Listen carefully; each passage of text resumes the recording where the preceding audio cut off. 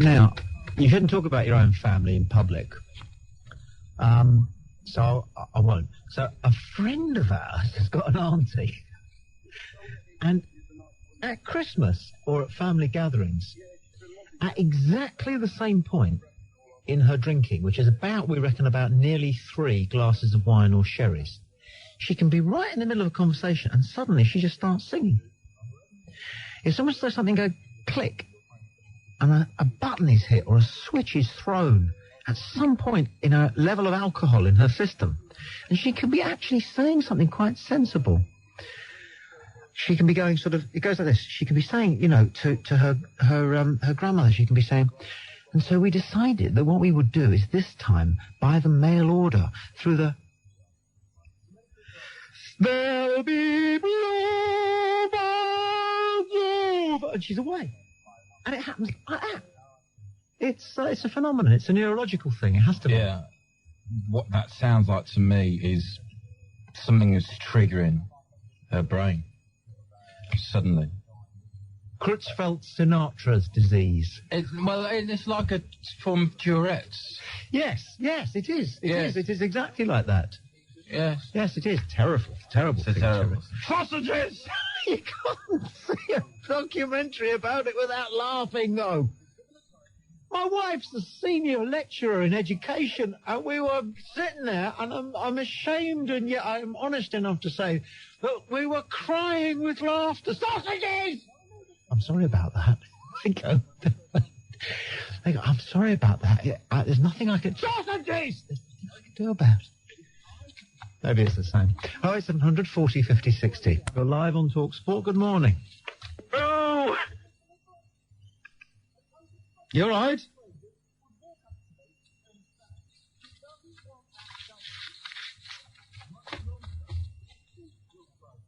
You're still there if you want to go on, line 5. Moo! Moo, was it? It sounded more like ooh.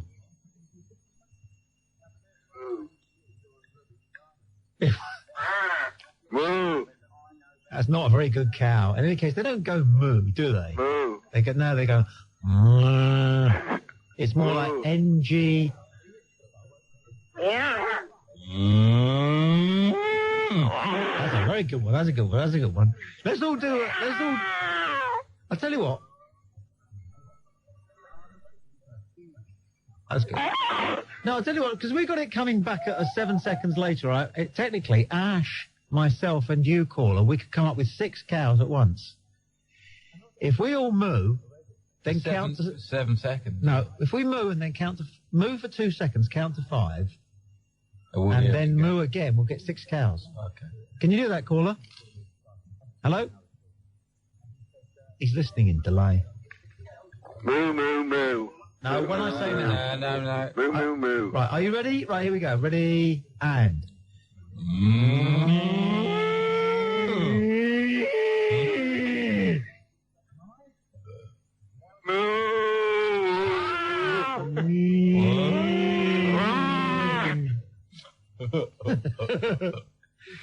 They spoiled it, man. What's that? Well, we couldn't hear it because he was talking over it. No, he did that very badly. It's very bad. Very poor. Learn. Very poor reads. Come on. Are we on the 24 break? Yeah. Okay. Yeah. Line 6, you're live on Talk Sport. Good morning to you. Hello? Hello, Mr. Peregrine, my friend, for you. I've got 2 legs.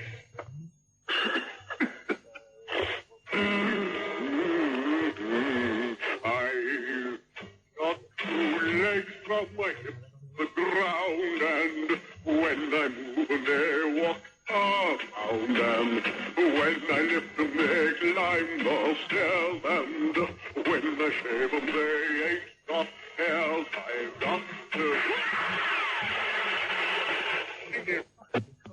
Poor, very poor. The Japanese samurai say a man has 3 hearts, and this applies to women. The heart that he shows the world, the heart that he shows his family, and the heart that he only shows himself. And they spend an equal amount of time nurturing each of those hearts. 08700 40 50 60. All for it being banned for this reason, and almost now this reason alone. It will mean that we will be spared endless television and radio debates about fox hunting. We will be spared the sanctimonious Dimbleby boys and their lesser lights sitting there pontificating and selecting members of the audience to give us stereotyped views that we have heard trotted out for the last... I haven't heard a single original contribution to this so-called debate for 30 years, apart from this one that I'm making now, which is that I want to ban fox hunting so we don't have any more of it on the radio or the television.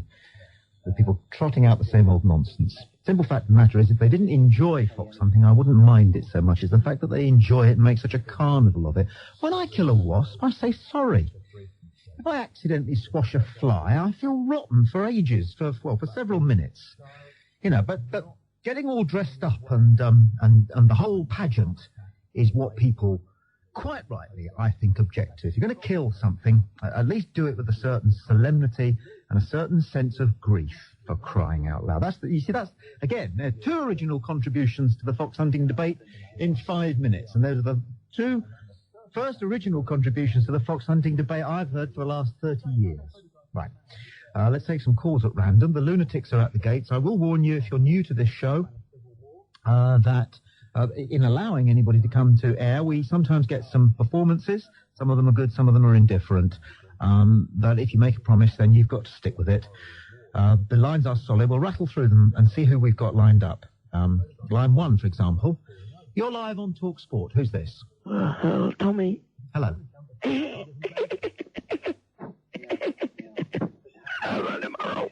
Reasonably good performance. I helped keep it brief. Line 2, you're live. Good evening. G'day, it's Rolf Ray, mate. Tommy Kangaroo dance, spooky Tommy Kangaroo dance, Tommy Kangaroo dance, spooky Tommy Kangaroo dance. Very poor, actually. That was very poor. I prefer the sort of the slightly manic expressions of fear and confusion which come from the younger element, frankly. To that kind of sub-stars in your eyes performance. Let's go to line 6. Line 6, what he really wanted to say to Paul McCartney was, give me some money. Right. Okay? Now, what you really wanted to ask Benny was whether they used to have fantastic parties, the four of them, just the four of them, up in the hotel room after a gig. Well... you didn't, did you?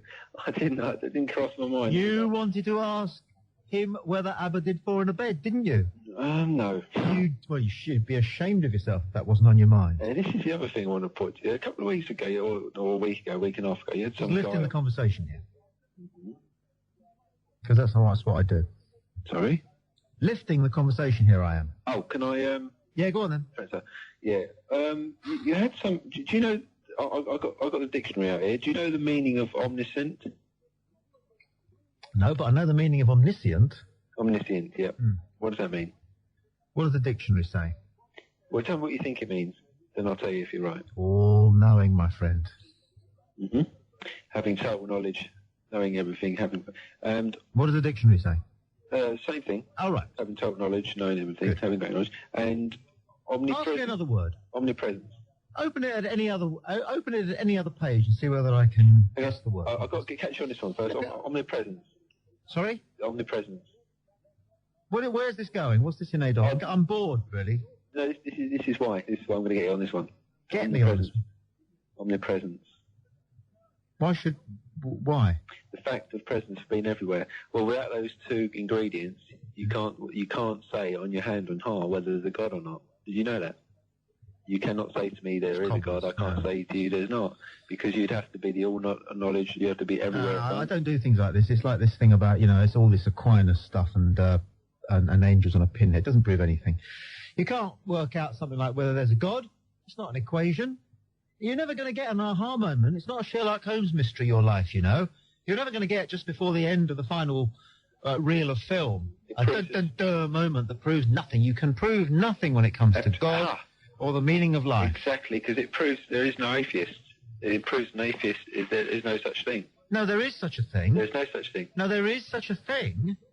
No. No, Sunshine, we're getting semantic here, and I'm bored. I'm very bored now. I was very bored during the Abba conversation, to be honest with you. And now if you're somebody who believes it's possible to prove anything about spirituality, Yep. then that's very sad. Why don't you believe in spirituality? You've been to quite a few places. No, I didn't say I didn't believe in it.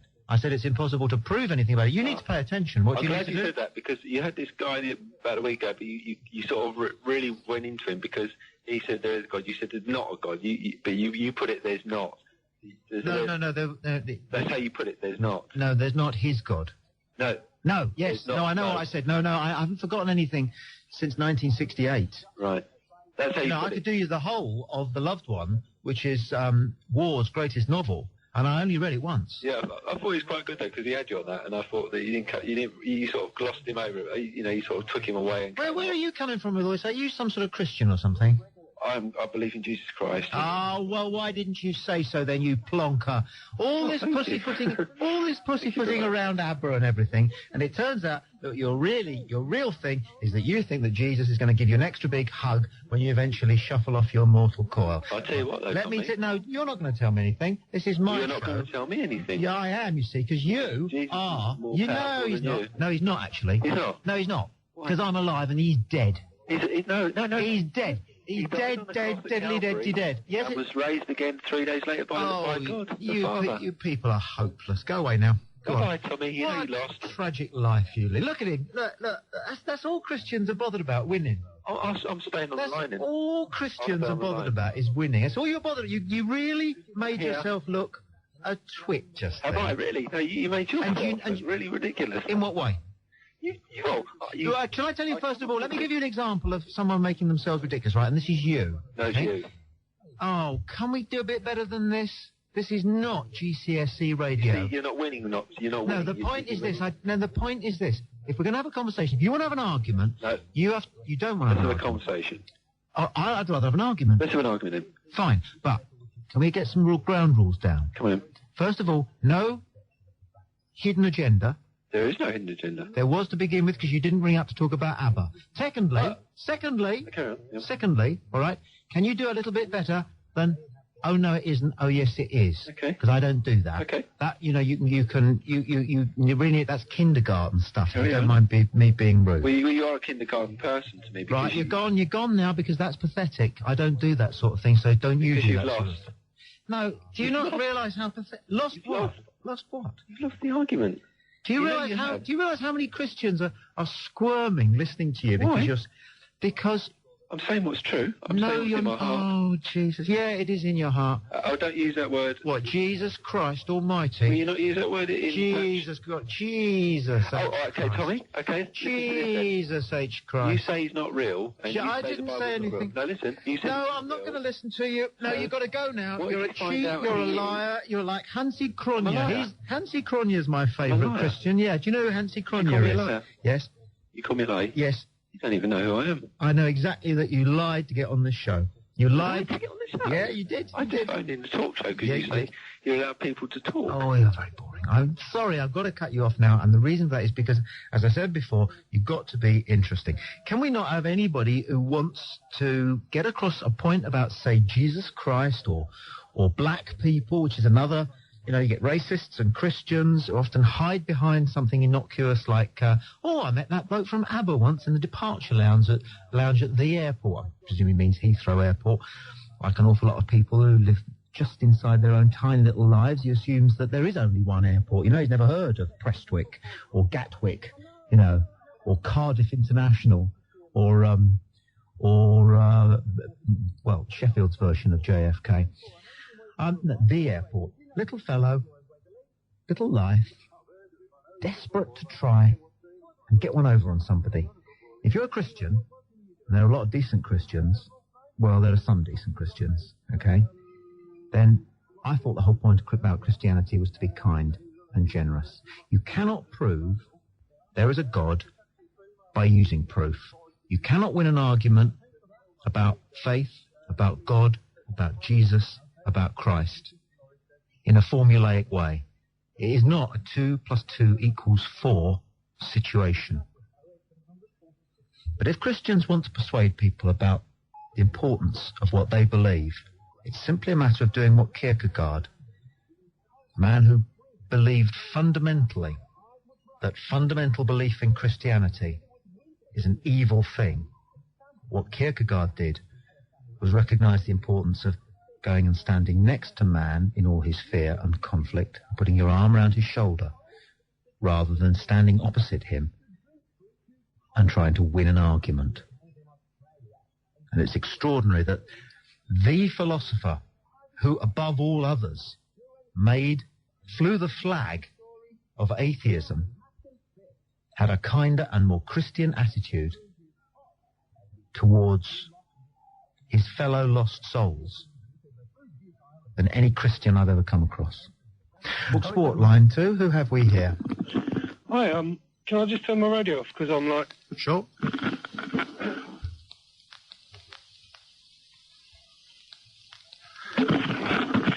Sorry about that. Not a problem.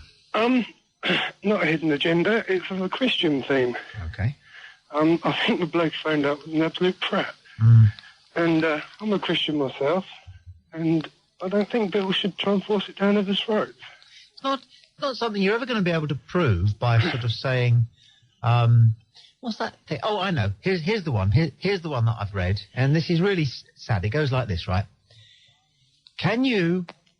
This is what you say to atheists if you're a Christian, right? To prove that there's a God, right? You say, can you imagine what God might be like? And so the atheist goes, yes. And then you say, can you imagine anything greater than the God which you are imagining? And of course the atheists have to go, no, I can't. They go, so at the moment then, God, who is the greatest, exists if only in your mind. And since he exists in your mind, he exists. Tragic, isn't it? I know. It's sad. I mean, ever. It's like... It's very true. When you go down to the newsagents to get your racing post, and you come back and the dog welcomes you as though you're back from 7 years in a Vietnamese POW camp. You know, whoa, he's back! He's back! He's come back, you come back, I knew you would, I love you so much. You've only been gone 10 minutes. If a human race could be like a dog, it'd be unbelievable, wouldn't it? It would be nice. It would be lovely. It would be nice. Maybe we should take dogs as our role models in certain respects, except obviously draw the line at bottom smelling. That's true. That's reasonable, isn't it? That's fair enough. Although, whatever. We're going up to lampposts and sniffing urine of other people. Yeah. Look at the government funding of the situation. Oh, for goodness sake. Do you not see the point I'm making? I'm asking you a simple question. Yeah? Because all of us can pull ourselves up to the phone and have a yakety-yak about anything. Anything, whether it's what they're doing in Northern Ireland or how terrible it is in Africa or the state of football in England today. I'm asking you what you are actually doing about it in your neck of the woods, in your life, in your neighbourhood. And the answer is Fanny Adams, isn't it? No, that's not true. Tell me then. I play football for a pub team. That's all I can do. How does that help the youth of today?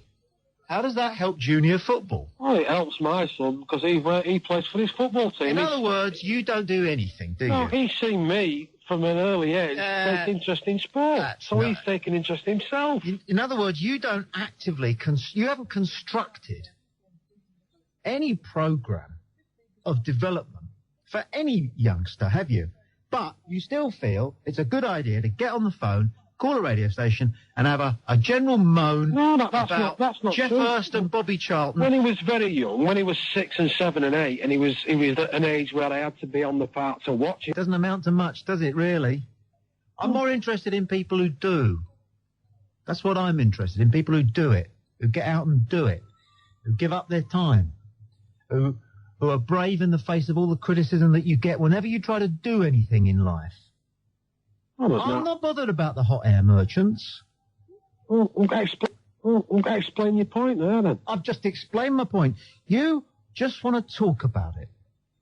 No, that's not. No, by debating something, you'd sometimes get action, don't you? Cobblers. Absolute cobblers, mate. If you believe that, if you've come as far as you have in life and still believe that debate takes you anywhere, then You're a lost cause. No, You should have found out by now. No, by long debating ago. things, by debating things. Nothing comes from debating it. You're going to think that you've made some kind of contribution to something or other because you've had a little yak on the road. Well, let me tell you. No, that's not true. Let me tell you, you've done nothing. And this conversation doesn't amount to anything. I'm only interested in people who do. If you do, you're qualified to ask questions and make points. And it would appear that you're not. Well, where do you get that? Where do you get that opinion? Because you told us you haven't done anything. Well, kick the ball around with your son and asked a couple of lads to come over and would they like to join in. That's nothing, is it? What you need to do... It's better than nothing, isn't it? It is not better than nothing. It is nothing. Themselves. Just because you're older than somebody doesn't mean that you deserve a greater amount of respect. Respect is something that you earn with your intelligence, with your endeavour, right, and with your attitude. And I would ask you to just tell us... I'm just talking here. I would ask you to tell us why you think that your intelligence, your endeavour, and your attitude, you personally, requires the respect of 14-year-olds. Why me personally? Correct. What do you mean by that? Correct. What do you mean by that, me personally? I mean, exactly. If you can't do this, then the conversation will have to end. This is a simple one. Well, you've just turned around to me. Why should a 14-year-old respect me? I'm not talking about me. I'm talking about people. No, but I am. You're on a show which is about the individual. This show is about the individual. Well, that's why the Tory government ended up getting beat because they were very individualistic. Well, where does that come in? Because you're now talking about individuality. That's what this show is about. People as individuals, you as an individual, what you're doing with your life, why you are who you are, why you think what you think, if you think anything at all, or whether it's just a series of spontaneous knee-jerk reactions. No, to a bunch of No, you can't actually. And if you think you can stop me, it shows that you don't listen to this show very often. Right? Got that?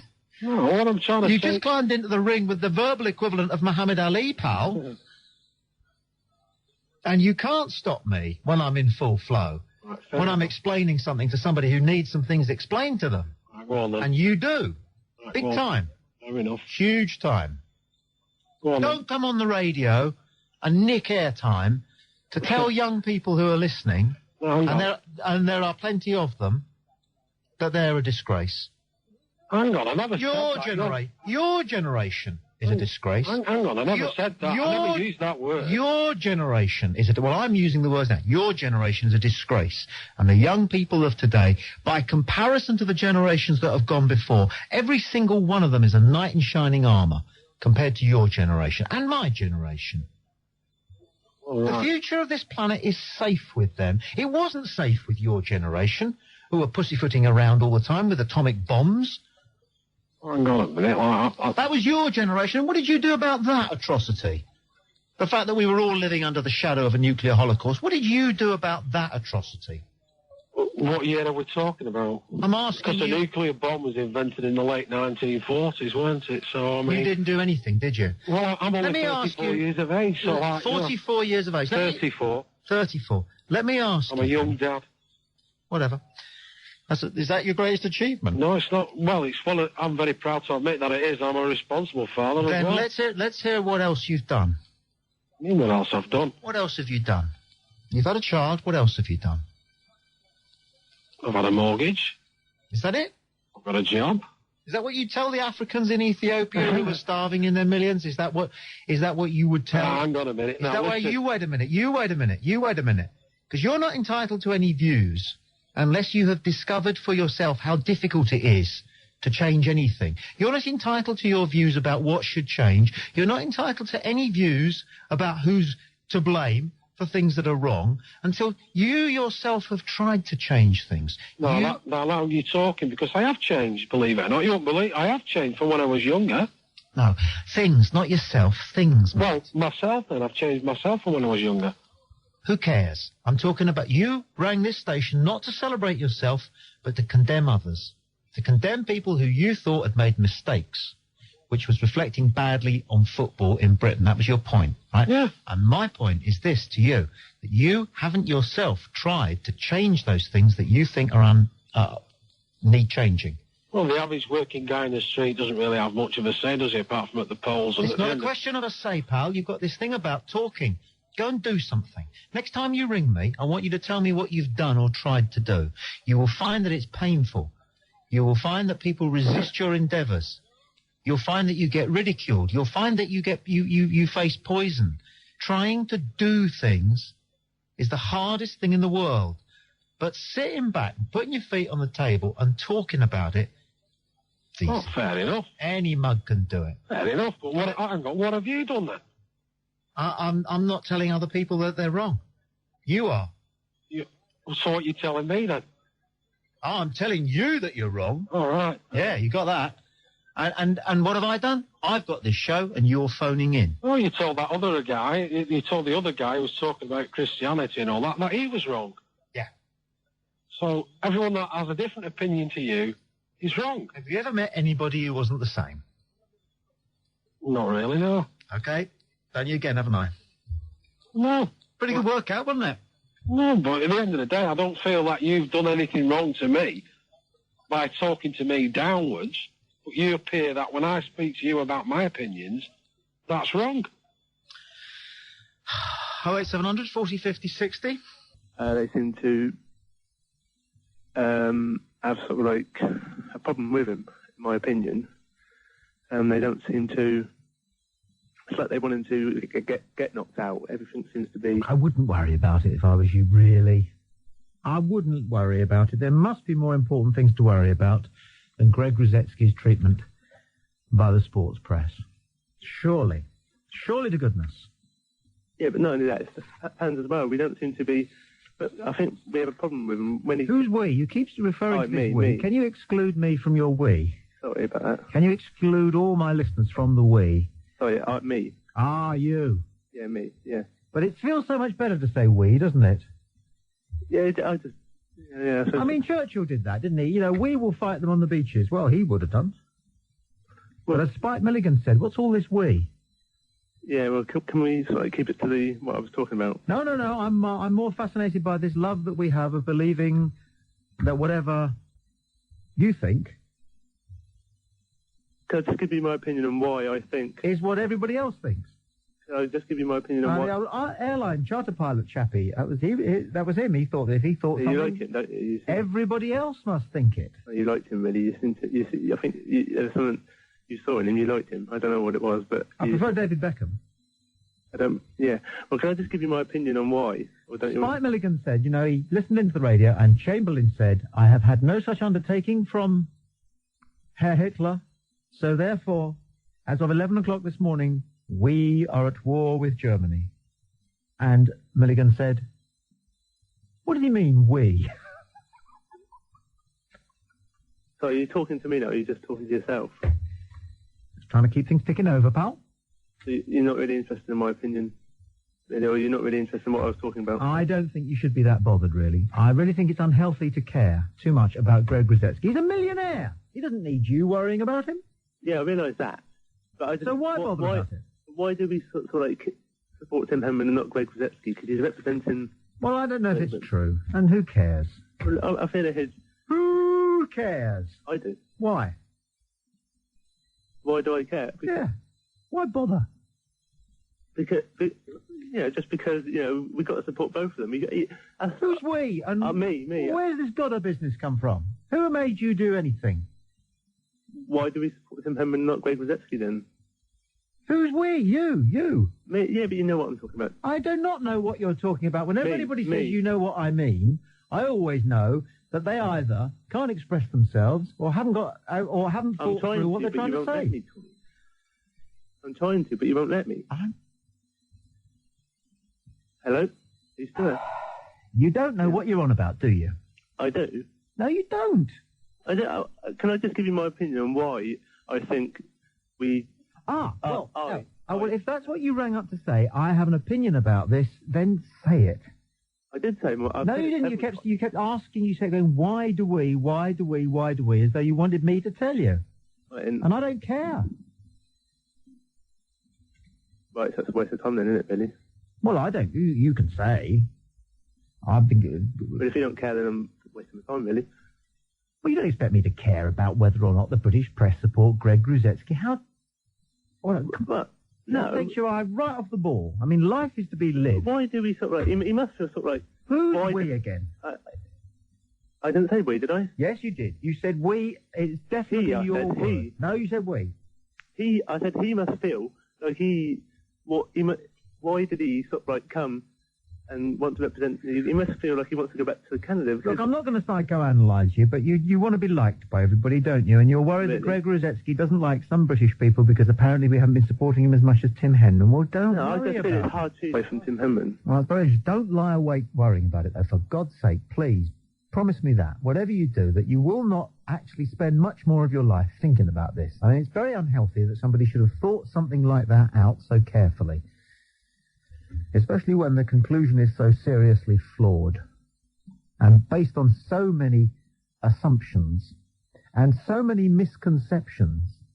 It's definitely time, young man, to look at your diet. Have you eaten many fresh vegetables today? When was the last time you ate a good piece of fruit and some fibre-rich oat cakes? And drink more water during the afternoon. 08700 40 50 60.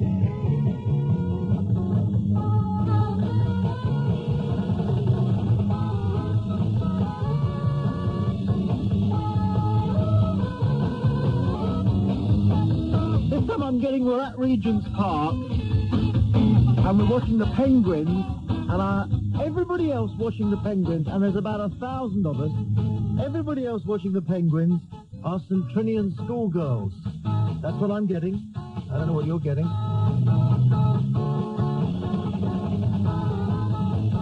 It's a very potent piece of music. Let's get straight on, shall we? We'll get a line for sport for real people on 1089 and 1053 AM. Talk sport. I was talking education at lunch today with a group of educationalists, and since the gentleman's harking back to the war, it's reminded me that we were talking about the origins of state education in this country.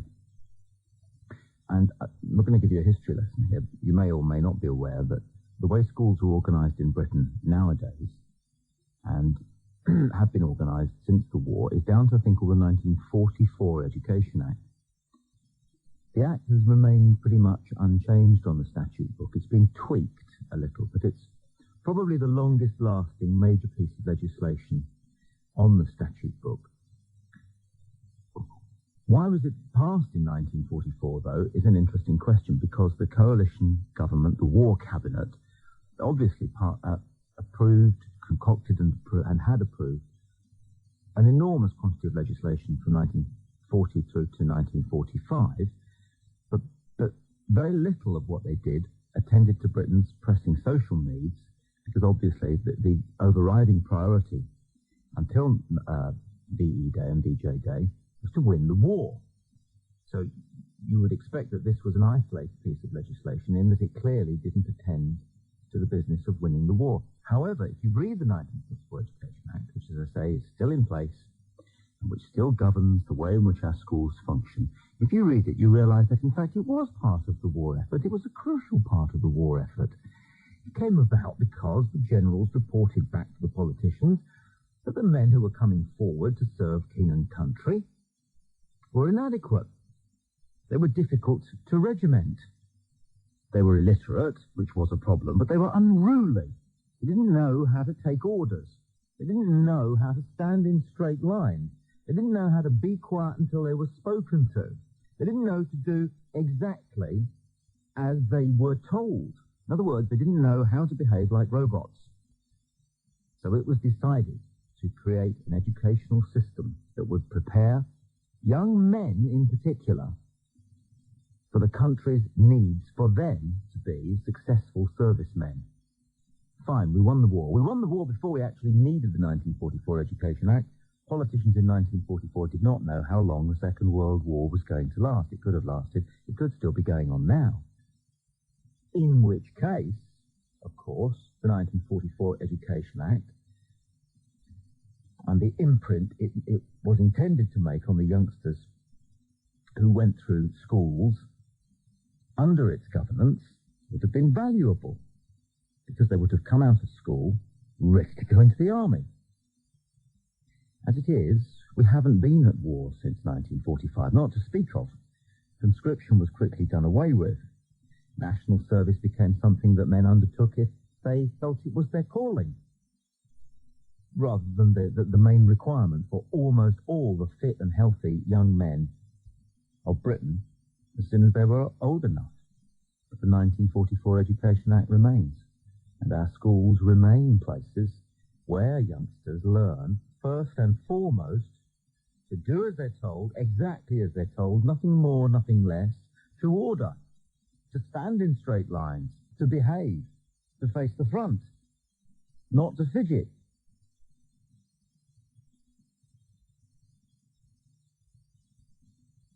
Isn't it about time we tinkered with that act all over again? Education around the rest of the world is, I don't think it's geared towards the needs of the Second World War. 08700 40 50 60 is the telephone number. And do you believe in God, Tommy? My belief is all you can believe. I don't believe anybody worth their salt can be anything other than agnostic, because we do not know enough to reject or accept. And I don't think we're adequate to the contemplation of the question. So one lives in hope, but not in fear. Even if one does suspect there might be some kind of a God, he, she, or it is not the equivalent of a South American dictator who will condemn you to everlasting torment in some kind of hell if you don't worship it. That's a foul notion which has caused so much heartache and pain, and still is. Still is. But I remember reading a piece by a naturalist who said that they'd come across a tree in Africa which cannot flourish and survive unless it is regularly pruned.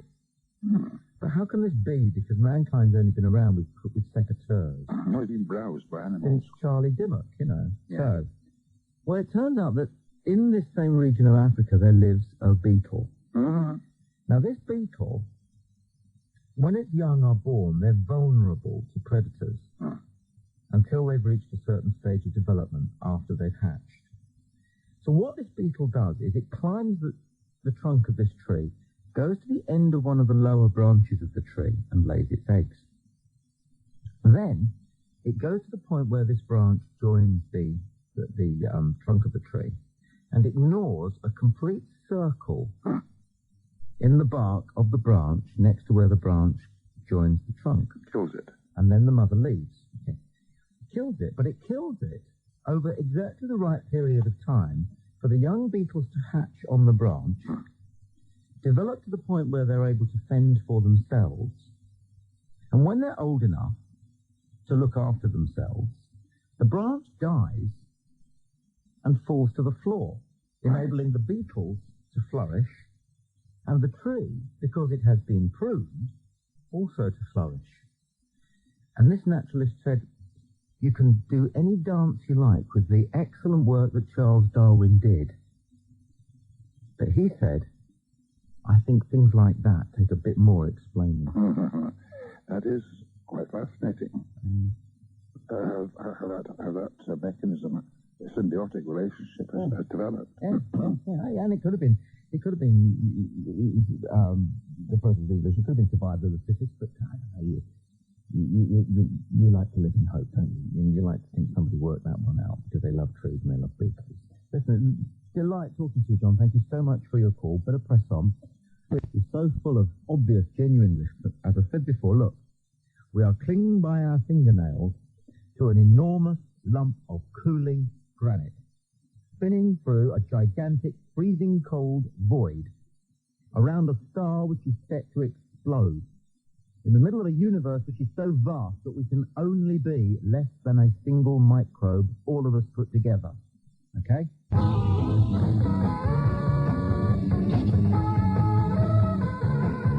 I'm not getting much at the moment, actually.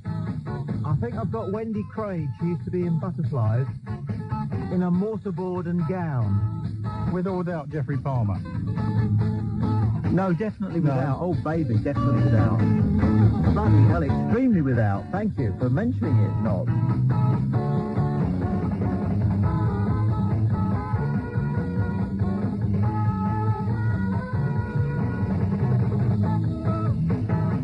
Yeah, playing something cumbersome like a tuba.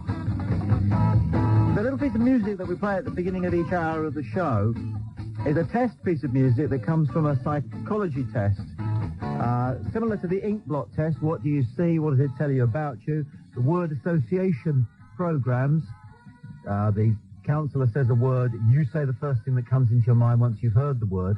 This is an audio version of that. You hear that piece of music, and then you clear your mind and allow whatever thought or set of images to crowd into your mind, and then you document them with your counsellor, and then you discuss them. So you play it. Play it by all means next time we do it. We'll go to line 2 and say, good morning, you're live on TalkSport. Hello. I'm going down to Alphabet Street. I'm going down to Alphabet Street. That's very nice. You've got a fairly good voice. Can you do anything else? Hello? Can you do anything else? Now you thought I'd get fed up and put the phone down, and you didn't, but I've still got you. I'm going to leave you there unless you want to say something. Are you lonely? Are you frightened? Because we all are. I am. You can ring me any time. We won't mind. Got to go now. Bye-bye. That was an important piece of social interaction, that. I'm very proud of what I just did. We'll go to line 5. Good morning, you're live on TalkSport. Hello? Hello? Hello, Tommy. Hi. Listen, I heard you mentioning about that you was trained in psychology. Yes. Yeah. Well, I'm just after some answers, actually. I've got my eldest daughter and a friend went out the other night because my eldest daughter had finished with her boyfriend, so a mate took her out to try and cheer her up a bit. I'm sitting at some traffic lights, waiting for the traffic lights to change, and all of a sudden, some moron decides they want to ram a brick through the window screen of the car where my daughter's sitting. Smashed all her face in, and she was in hospital. She had to have, like, brain scans and stuff like that, and she was like, one minute she's like a beautiful girl, the next minute she looks like she's been in the ring with Mike Tyson, you know. Dear. And yeah, I just wondered, like, what goes through these sort of people's heads that, you know, I'm just a bit angry at the moment, and I can't get rid of this anger, you know. Of course you are. You're quite right to be angry, and you're a very, if I may say so, it's a great mark of wisdom that you can identify your emotions. Yeah. I just want revenge at the moment, but nobody seems to want to... It's even wiser to recognise that you are all the way, you're a complete individual, you're all the way to being in control. Yeah. When you can recognise your emotions, identify them, recognise that they're not you, but that it is a valid emotion that has to be recognised, understood and dealt with. Yeah. And you've gone further than that, you've recognised the call to action that this emotion is issuing, which is revenge. And because you've recognised it, you're not going to actually take revenge. No, I'm not. Although you'd be sorely tempted if the opportunity arose. But I suspect you're wise enough to know that life does play cruel tricks, and this is obviously one of them. Yeah. Thanks, anyway. I am sorry. Yeah. I do wish you well. We all do, listening. Yeah. Line 6, you're live on TalkSport. Who am I talking to? Speaking to Roger. Hello there. I keep hearing you say, don't worry about things that concern us. But isn't that rather similar to the case in Pompeii, where they kept sort of not worrying about the volcano, and then it just sort of blew up and covered them in ash? Yes. There's more and more pressure groups. That's what I hope happens to you. That's why I'm specifically suggesting you don't worry, because I know that there is a volcano just round the corner from you. Where do you live, by the way? I live in Bristol. How many volcanoes have you got in that neck of the woods? I've got enough to cause a lot of pressure groups to worry about the things that you say not to worry about. Are you worried about volcanoes, then? I worry about GM foods, radiation, everything. I know, that's because you like worrying, but don't make other people worry. If other people don't get involved, which they already are... Shoe menders. Well, they're involved. You people with your pressure groups, you haven't done anything. You haven't changed anything. Of course we have. Rubbish. That's rubbish. Scientists... It's pathetic of you to think that without you, everybody else will be evil. That's your arrogance. The papers feed off of the scientists which have a social conscience. They give the information out and it goes to pressure groups. The reason why you say don't worry is because you've probably got concerns. In other words, you've got concerns that involve money, fundings, advertising, and that's why you say ignore worry, and it's a kind of a lapse ignorance. Why are you bitter? I'm bitter. No, I'm not bitter. Why are you a bitter person? What's happened to you? I'm a socially concerned person. Yes, but why are you bitter towards other people? I'm bitter towards conglomerates, multinational fascism. We know that, but why? Because it concerns me, because it alters... No, but that doesn't answer the question why you're bitter about it, I am rather than objective. The question is that it alters the society around me, therefore it makes me involved and bitter. I've spoken to you before, and what I remember most of all about you is that you're not very good at having a proper conversation. Now, I am. Now, I'm going to cut you off if you don't have a conversation with me. If you just carry on with this monotone... I give you answers and you say I'm not No, there you are, you see. No, you're not. You're not doing it now. You didn't respond to what I just said. What did you just say? Exactly, you weren't listening. And you the problem, said, am I bitter? What I said was you don't have a conversation. You lack conversational skills. No, you say that. I do, because it's true. No, it's just your interpretation of a person having a conversation. But everything that you do, everything that you've done since you've been on air in the last 3 minutes has been an issue. Well, of course it is. No, you don't understand. You've issued. You haven't spoken. You haven't conversed. You haven't sought engagement. You don't seek engagement. You're an isolated individual. Is that why you're bitter? Are you isolated? No. I've introduced an issue. Are you an isolated person? No. Why should I be an isolated person? Because I've got a social conscience. Because you've got a conversational defect. No, I'm afraid you have. No, on the contrary. On the contrary. It's my great prowess.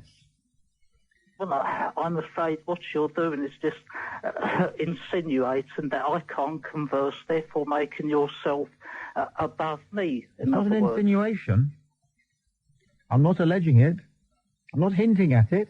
Well, you I'm just claimed stating it in as clearly as I possibly can. You just made the claim. You're not very good at conversing. Well, you're confrontational. Well, of course I am. And you don't engage. But I just said there's confrontational issues. The art of confrontation, like sex, is having lots of different approaches. Well, and you've only got one. No, my approach is simple facts and issues. Nothing's conversation. But you don't have any different dimensions to your way of expressing these concerns. Because it's a single dimension. If you have a concern... That's not true. Well, if you have pain, you express pain. If you have a concern... There's lots of different types of pain. Have you ever been to the doctor and the doctor said, what type of pain is it? Yes, but... And what did you say? There is no such thing as different types of pain? Or did you just say, well, it's a kind of an ache or a sharp pain? I answer the first question first, and I say I have pain. Yes, but you just said that there's only one type of pain. No, the pain is pain. You picked a bad metaphor to illustrate your form of expression. Well, you're reinterpreting what I just said. I simply said you said... Every listening experience involves interpretation. Your problem is you just don't listen, so you don't have to interpret. If you listened, you'd be able to converse better. But your claim is that I'm not supposed to say... I don't go to a doctor's and say I have a particular type. If I say I have pain, then the doctor would say, what sort of pain have you got? I've got earache at the moment. What sort of a pain is that? What do you mean, what sort of a pain is that? Earache. Well, you've just said that you've got an earache. Yes. Are you interested in knowing what sort of earache I've got? If I was a doctor, I might be, yes. As the person who's talking to me, are you interested in knowing what sort of earache I've got? Not really. No, and that's the reason, you see. That's why nobody will listen to you. Kierkegaard said, the only way to change a man's opinion is not to stand opposite him and remonstrate, but to come and stand alongside him. Put your arm around his shoulder as a fellow traveller and see the world as he sees it. And that's why you, dear caller, will never change anybody's mind. But I don't think that's really what you want to do. Like most of us, you're more interested that other people perceive you as some sort of an urban warrior, a hero for the 21st century. because you're going to make us all worry about things we can't do anything about. Let's go to line 5 and say good morning. You're live on Talk Sport. I'll tell you what's going on. You're on the radio, you clot. Oh, right. Goodness gracious. Yeah, goodness gracious you. Can't stay. I'll get me coat. Line 3, you're live on Talk Sport. Good evening. Hello, Tommy. It's Steve Reddard from Liverpool. I've only got one thing to say to you.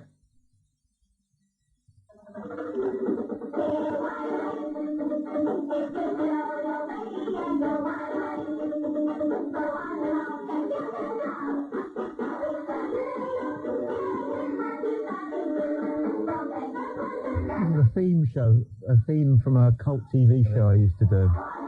You knew that? Yeah, I remember this.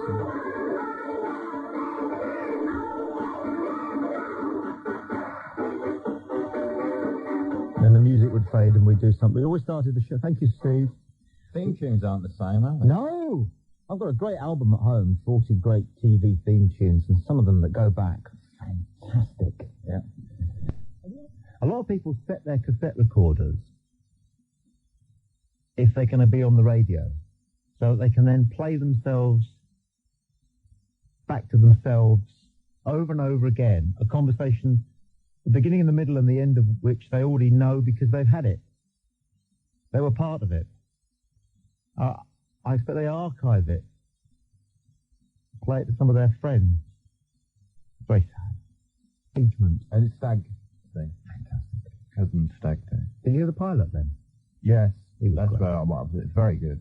He was very good indeed. Massive. You got the nub of it. He'd rung up to complain about the format of the show, which he claimed he understood, but he began his call by thinking he was talking to a phone operator and saying, I'd like to go on air and tell the presenter that the format of the show is appalling. I bet he's already on the air doing it. So he's complaining about a format which he clearly doesn't understand. So I've got him right from the start. I've got him. I mean, it is the most dumb mistake anybody could possibly make.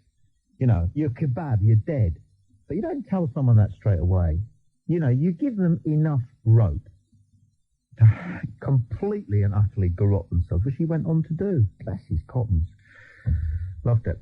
He'll be listening now in the... Oh, we know that. And is that not why is that in the Mondeo? Anyway, when I said, you know, you're driving along here in your Mondeo, you go, Mondeo. You could hear he was. Yeah, he was angry. Very angry. He was off to fly a plane in that state. I think there should be some kind of a anger test. You know, you should be in a decent emotional state. Yeah. Because there was a guy cut me up on the Robin Hood roundabout on Friday night, and he was livid. He was weaving and tooting his horn and flashing his lights and weaving in and out of a... Road outrageous. Yeah.